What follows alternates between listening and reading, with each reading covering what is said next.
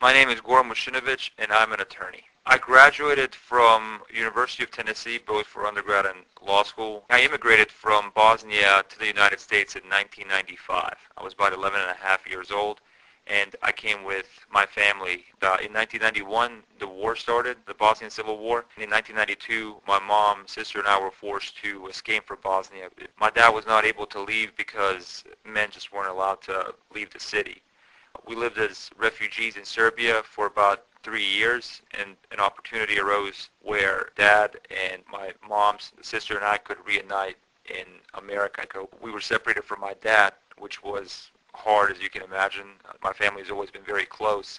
Life in Sarajevo before the war was actually had a really good life. Sarajevo, like I said, it was the capital of Bosnia, and it was one of the major cities in the country of Yugoslavia. It was a very cultural city. I was born in a very good and prominent family, one might say. My mom was an attorney. My dad was a CFO of a very big company. My grandfather was a colonel and a very, very educated man. He had 2 university degrees following World War II, which was not common following the war. My other grandfather had done well in business. So I had a very good life growing up. You know, our summers would be spent going to our beach house in Croatia, which at the time was also part of, all of it was the same country, part of Yugoslavia. So it was a great childhood, you know. I mean, I had a lot of friends.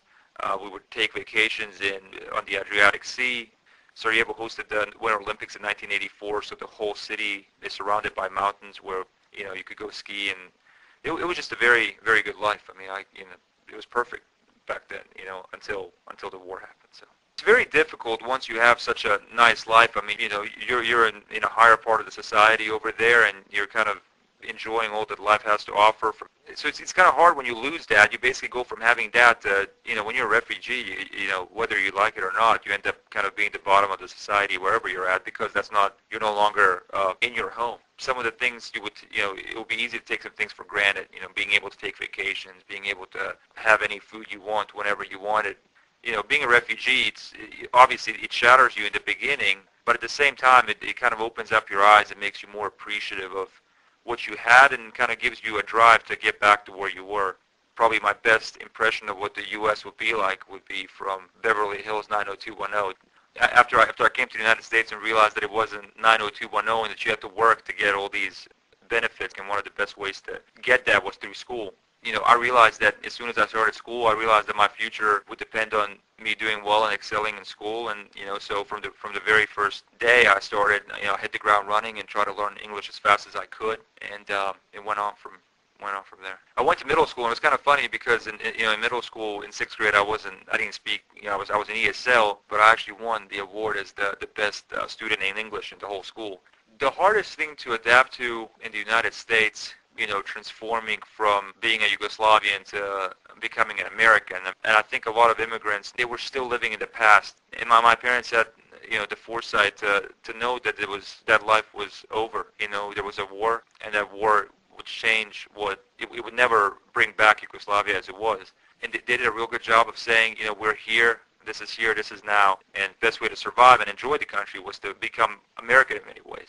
Now I live in Atlanta with my wife, Sheena. We live in Atlanta where I work for a law firm. In many ways, my motivation was to get back to where my family was before the war, and then use that as, you know, the starting point, basically where we left off, and just kind of go from there. My life's perfect. I mean, you know, there was a lot of hard work that went into it, but I feel as if, you know, I came back to where we were before the war, and basically I'm moving on from there. If I'd stayed in Bosnia after the war, I don't think I would have had nearly as many opportunities as I do here. Any time a country's recovering from war, it takes years, decades, maybe sometimes even a century for it to kind of rebound back to where it was.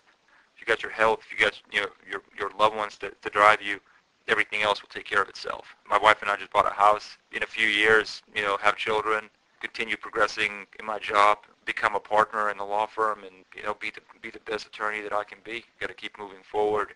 Got to always strive to be the best that you can be, and at the same time still have some fun. You know, travel as much as I can and enjoy life.